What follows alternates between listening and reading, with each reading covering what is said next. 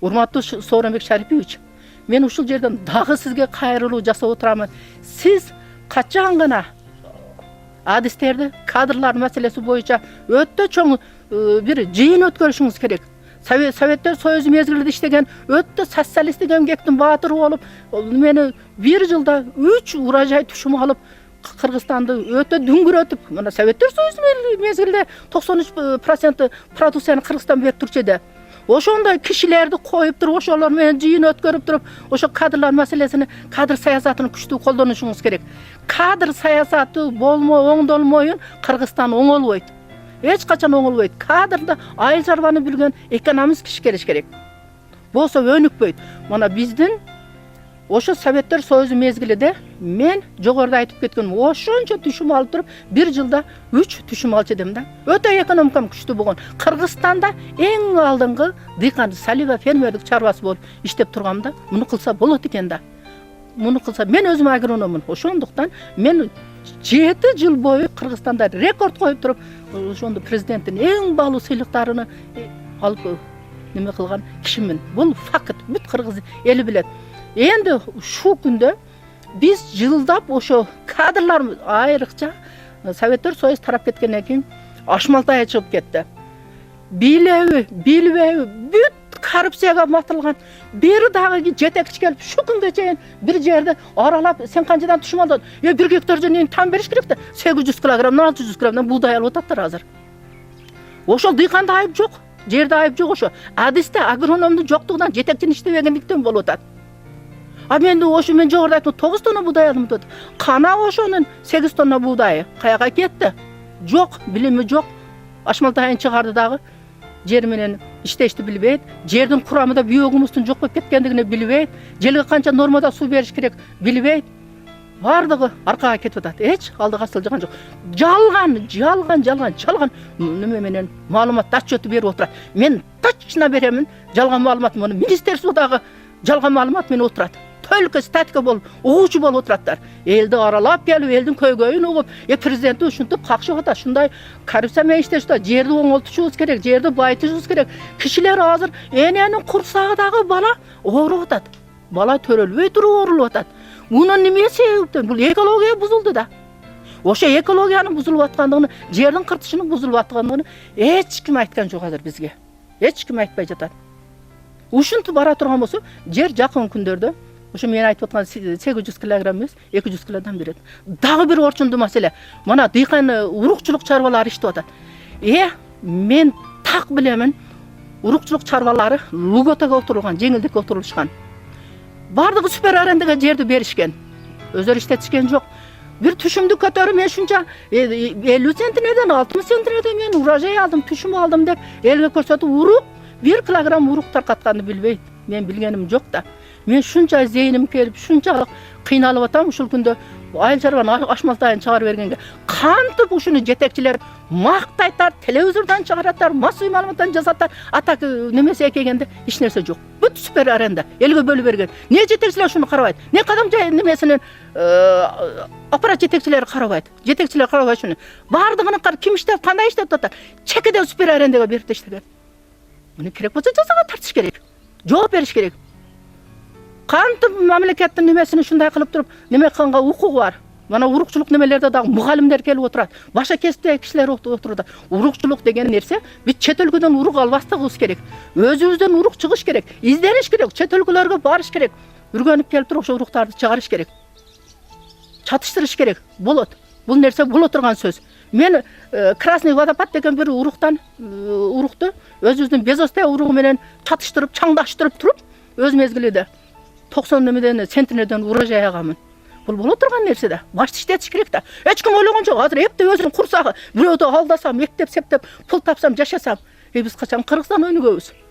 Качан Кыргызстан мындай неме менен только аркага кетип, алдыга кеткен жок да. Ошон үчүн Сооронбек Шарипович мен сизден суранып кетерим. Кадрлар маселесиге ошол мурунку Советтер Союзунда иштеген кадрларды коюшуңузду суранамын. Алар өтө күчтүү, булардын кан-каны сиңип кеткен. Түнгүн мен 25 жыл 3 саат гана уктап неме кылдым. Мамлекетке кызмат көрсөттүм. Азыр которуш сурайды деген жерди канча сантиметр айдаш керек? 40 сантиметр, 45 сантиметр пулуктарды аударып атат. Жердин түшүн бербей турган катмары төбөгө чыгып, түшүн бере турган катмар астыга чыгып калып, дагы кашмалдай чыгып атат. Түшүн бербей сат 1 гектар жерден ой айнанайын, бул болбогон сөз да. 3 тоннадан 4 тоннадан урукчулук ошончодан алып отурат. Мына мен 1000 центнерден жашылчаны алып бергенмин. 3-чү урожай менен Үчкоргондогу балдар, жетим балдар үйгө, Үчкоргондогу псих больницага, аз камсыз болгон үйлөргө бүтү такай тынымсыз 3-чү урожайымды өтөлгө гуманитардык жардам кылып берип турчу эдим. Азыр бир урожайды алыша албады. Мунун келип чыгыш өзөгү жердин структурасы бузулган, жердин структурасын оңдоочу адыс кадрлар жоктугу, жөн эле отураттар. Эртеден кечке чейин креслодо отурушаттар. Кирет адамдар, ошол адамдардын жалыптарын, көйгөйлөрүн, ошону керек болсо көчөлөргө барып, ошонун жерлерге барып угуш керек да жетекчилер. Өзүнүн кабинетиге прям мушукуну мен адамдарды кабыл алам деп жазбасы керек. Ошол жерге барып туруп ошо көйгөйдү жерде четиш керек. Анан кийин өсөт да бул. Советтер Союзда болгон технологияны биз пайдаланышыбыз керек. Ошондой кадрларды алып чыгышыбыз керек. Мына Араванда эже бар, социалистик эмгектин 2 жолку батыры бар. Диларам Рафикова деп. Ошол эже 7 центнерден пактаны 35-40 центнерге чыгарып берди. Жалаң гана органика менен көгүчкөндүн кыгын алып келип салып туруп, изденсе бардык нерсе болот. Изденсе бүт баарыбыздын мигрант, мен азыр түздөн түз ушул жерден айта аламын. Мигрант деген сөз эгерде Кыргызстанда кадрлар маселеси чечилип, жакшы көңүл буруп, ушу айыл чарба өнүгүп кете турган болсо, бардык, мисалы үчүн органикада акча мына ушул жерде турат. Баары акча ушул жерде турат.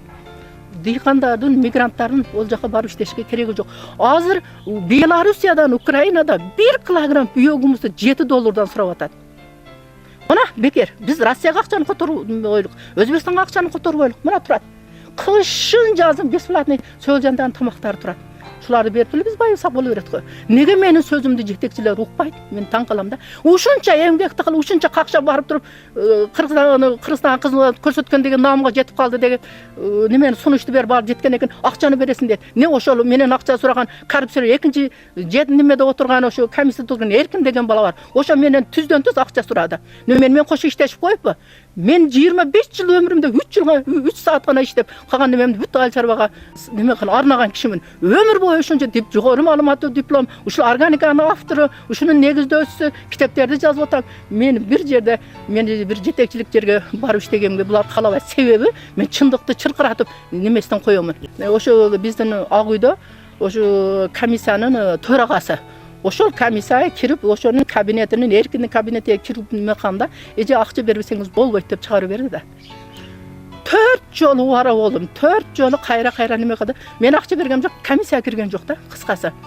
Эй, чоңдор, балдар Кудайдан уялгыла. Бул немеде жооп бербесең өлгөңдө жооп бересиң. Сооронбай Шарипович айткандай. Бизди какшатпагыла, биз кызмат көрсөттүк. Мен мисалы үчүн Салива Райхан болуп жаралдымбы? Кудай акыл эс бердиби? Билимди бердиби? Мен ушунча айыл чарбаны дүңгүрөтүп иштедимби? Ошо наамга аганга мен укуктуумун. Неге ошого силер балта коюп чабасыңар? Неге путуңарды коесуңар? Дагы мен ушу өтө бир ушу Кыргызстандын сылжыбастан башаламандык болуп, революциялар болуп атканды, төңкөлүштөр болуп атканды мен түздөн түз ушу кадрлар маселесинен көрөм да. Кадрлар ошо чоңдор өзүнүн бүт тууган уруктарын алып келишип алган. Жан тегереге. Билими барбы, жокпу, ошол ишти алып кете албайбы? Эч кызыкчылыгы жок да. Өзүнүн тууган уруктарыны, досторуну, тааныш билиштерин алып келип коюп койгон. Биздин Халмион айыл өкмөтүдө жер өтө көп, байлык көп, коммерциялар көп. Кантип бул бала дотацияда отурат? Мен шунчалык кыйналамын да, бул бала дотацияда отурат да. Азыр дагы дотация отур, дотациядан чыга албайт. Бардык шарт бар, бардык мүмкүнчүлүк бар. Эгиндер ушундай төлкө иштебейт да бул кадр, иштебейт. Эл менен киришип иштегенге азыр мен гарантия берем, сөз берем. Бир жолу ал айыл өкмөтү келип элин алдап чөт берген. Али келип суду неме кылып атасыңар? Канча жер гектар будай эгилди, канча жерге жүгөрү эгилди, канча бак бар? Мунун так маалыматын билбейт. Просто статика булар. Статика бирөөдөн угуп, бирөөдөн неме кылып эле статика маалымат берип отурат да. Ошол статкаларынын 25% жалган. Азыр мана шу бакта Migratsiya nima qildi deydi. Bular men qarib qaldım. Mana 70 qarab ketip atgan kişimin. Uşuncha baқты 1 gektar жердин багыны men özüm ülüşüm. Su qarğanга menin ali күчüm жетпейт. Бирок мен тынымсыз телефон кылып айтып атам, су бергил деп, су жок.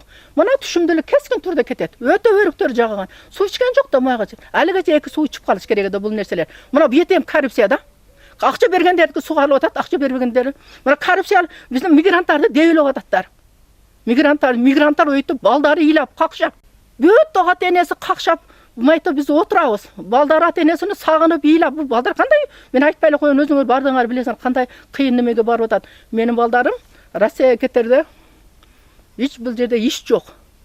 Жасайын десе, эч жашаганга, эртеге акча таап туруп үй жай кылганга, той кылганга мүмкүнчүлүк Кыргызстанда жок. Мен балдарым ыйлап чыгып кетет, балдарын көрүп, балдары ыйлайт, семьясы ыйлайт, мен ыйлайм.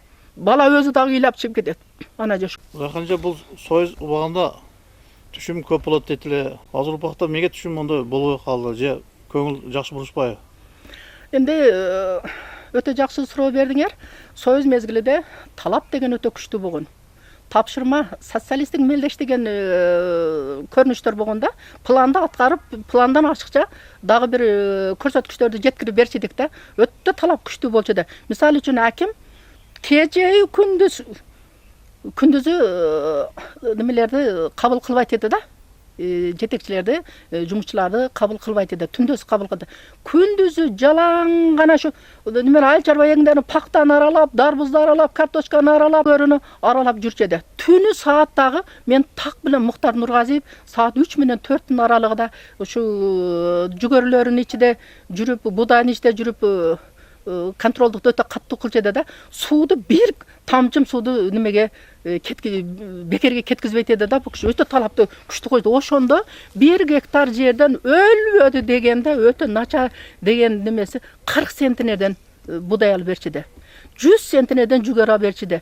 Жашылчалардын дарбыздарды 1000 центнерден ашык алып берчиди. Талап күчтүү эди да. Өтө талапты күчтүү. Өз мамет адистер иштейт эди да. Жетекчилер иштейт да.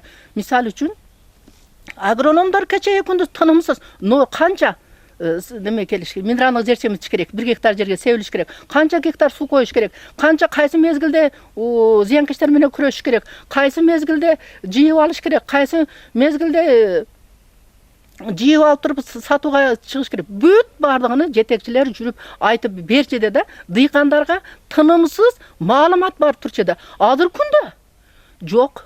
Акимдер бүт башка кесиптин ээлери. Азыр биз айыл чарбаны өнүктүр, биздин эң байлыгыбыз, биринчи Кыргызстандын байлыгы жер менен суу, башка байлык жок. Ошондуктан кадрлар маселесини биз президенттен дагы суранып кетемин. Кадрлар маселесине көңүл бурушубуз керек. Жер менен иштеше турган жогорку бийликтеги кишилерди, агрономдорду коюш керек, экономисттерди коюш керек. Бул канканы да агрономдон агып турат. Мугалим билбейт бул. Айыл чарбаны билбейт. Врач айыл чарбаны билбейт. Дагы башка строитель айыл чарбаны билбейт. Өз кесибин билет. Ол ошону мен окуп келген. Ошондуктан мен гарантия берем азыр. Кыргызстанда айыл чарбаны бүтүрүп келген бир дагы адис жок. Айыл өкмөттөрү башка немелерде иштеп турган бир 5-10 чыгып калышы мүмкүн. А так бүт бардыгы башка кесиптин ээлери, диплому жок кишилер келип тааныш билиш менен коррупция менен отурбаган да.